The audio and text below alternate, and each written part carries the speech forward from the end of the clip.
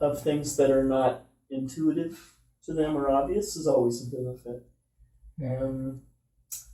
I've had a fairly large referral base of people who chose non-traditional means for their cancer treatment.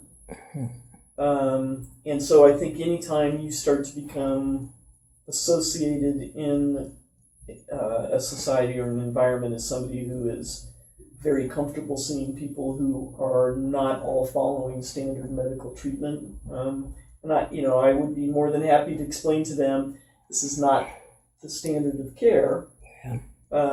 But I'm not going to say if it's not my way, it's the highway. I want to be there for people. And so I think had I had more transgendered folks and people became aware of that, I suspect that would have grown as well. But it was just one of those things that just didn't occur in my career.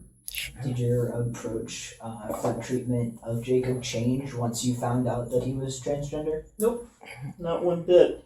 I've always wanted to make sure that I help patients find what's the acceptable and best treatment for them. Explain the science, explain the standards of care.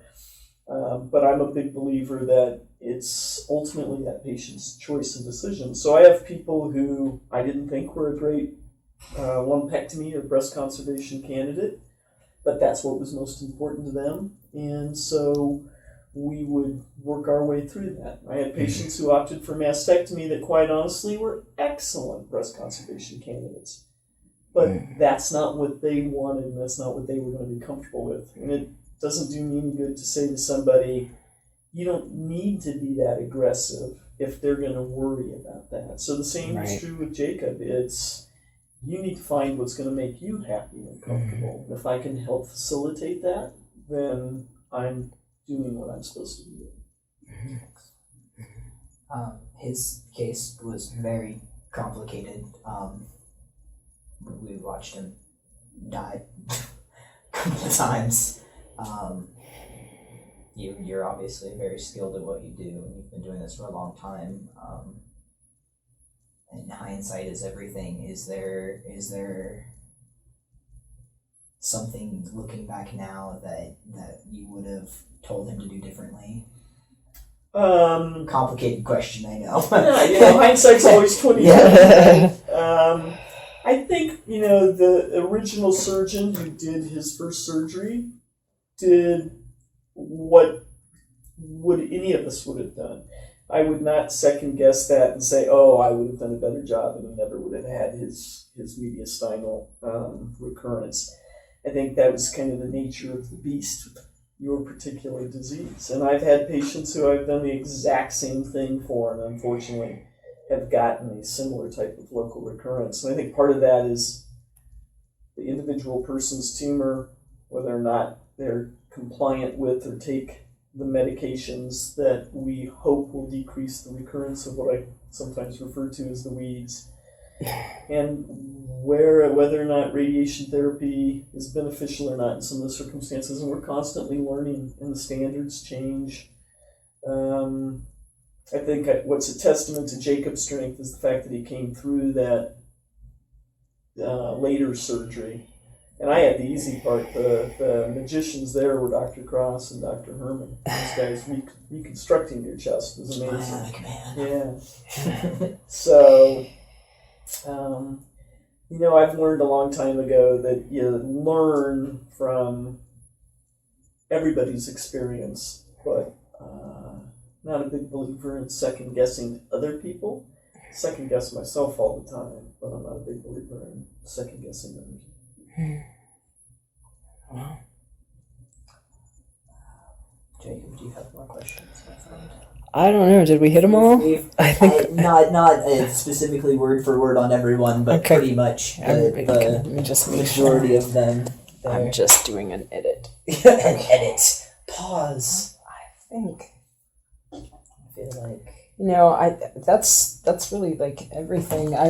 Anything that I would want to ask right now is just anything that maybe you and I feel like we would need in the way of closure of this chapter of it I before want we you go. to go out and keep kicking butt, Yeah. young man, right?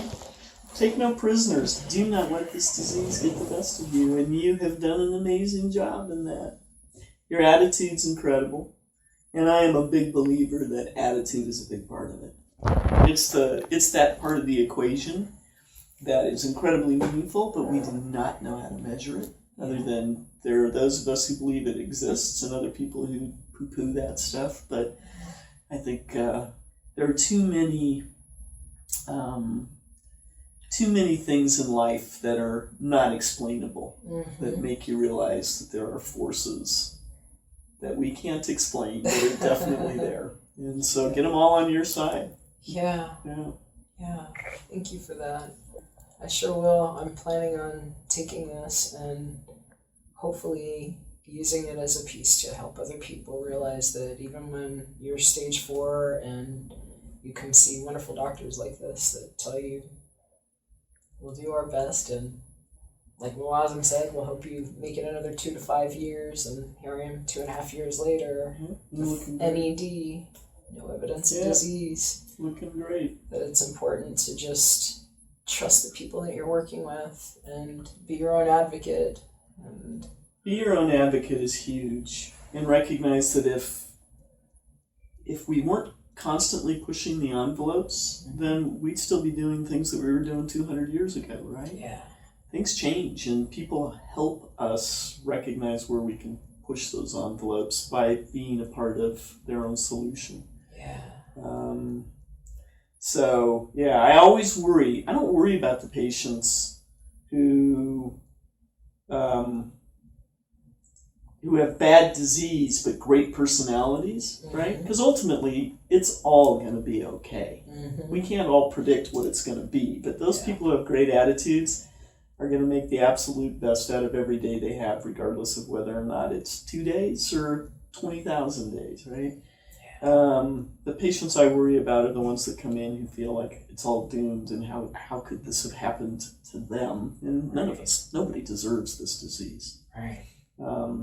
So when they're already down in the dumps, and you get down. I mean, it's not to say that you're not going to get down, but it's the difference between get down and not be able to see that there's a light versus people that say, I can see that, and I'm going to figure out how, with help, to come out of the other end of this despair. Those are the people that do better. Well, if it hadn't have been for you and the confidence that you've given me, I don't know that I would have. My family was literally telling me how I should die and how it was my fault. And I think that I just remember you coming in and checking up on me too. I just remember how everybody responded here. And I'm getting my tears now. But I just wanted to thank you for everything that you've been in my life. And thank you for this. This has been a beautiful gift for me. You're welcome. And it's poignant with the eclipses and the retrogrades. It feels like soul business to me, Dr. Jody. It does. I wish you some peace in your retirement to do all the things that you've put off for yourself. Well, I hope you get to, and I'm going to be thinking about you and singing your praises all the time.